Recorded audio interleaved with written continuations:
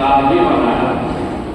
یہاں صرف علم سکھایا نہیں جاتا بلکہ جو علم سکھایا جاتا ہے اس کو زندگی میں اتارا بھی جاتا ہے. یہی مطلب تعلیم و تربیت. تعلیم و تربیت تربیت کا ارتھ ہو رہا ہے تعلیم کے اوپر. اور تربیت کس لیے آتا ہے؟ جمع. بغیر تعلیم کے تربیت ہو ہی نہیں سکتے اور تربیت کے بغیر تعلیم بیکار. تعلیم کے تربیت کے بغیر تعلیم بیکار. تو تربیت کی طرف اور تربیت کیا ہے؟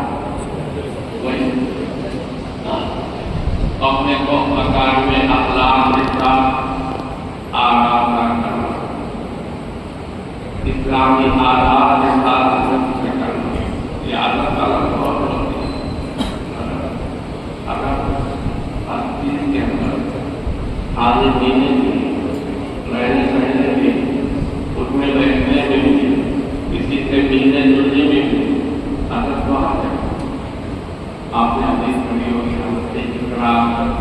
نوجوان صحابی کسی کے گھوٹوں کسی کے زکات کے گھوٹ لے کر کے آپ کا روٹی میں سبزی پہنچانے آئے تھے. آپ اپنا بہت ہوئے دوڑے ہوئے گھر میں گئے کہ کچھ خالی بہت لے آؤ کچھ حدیث لے کر کے آئے. ابھی وہ نوجوان بھی کیا بچے تھے حضرت اکرام.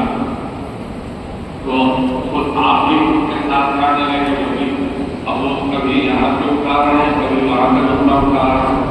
تو آپ نے اپنے بائیں ہاتھ سے ان کا دائیں کیا آپ اٹھا رہے ہیں دائیں ہاتھ مضبوط تھا تو ان اپنے بائیں ہاتھ کا دائیں ہاتھ پکڑ کر ان کے آگے رکھا. کل مما یہ نہیں تھا تو ان میں کام ہوا اپنے قریب سے کھاؤ. یہ کیا سمجھ رہے ہیں سال میں 2 روپے